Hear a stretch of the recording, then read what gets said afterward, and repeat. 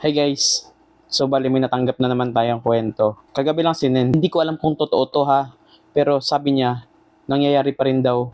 Paulit-ulit to hanggang ngayon. Ano, simulan na natin.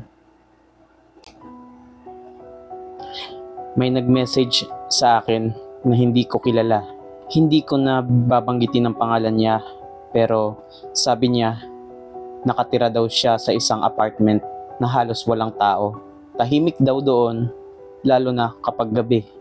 Isang gabi, mga alas 2:13 ng madaling araw, nagising siya kasi may narinig siyang mahina na pagkatok sa pinto.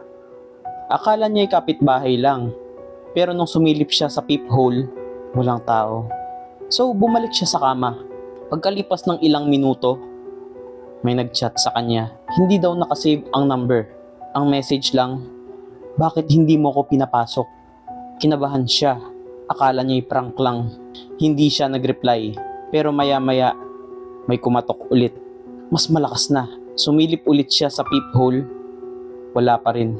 Pagbalik niya sa kama, nag-chat ulit yung number. Nasa harap lang ako ng pinto mo. Sabi niya, sinubukan niyang sumilip ulit.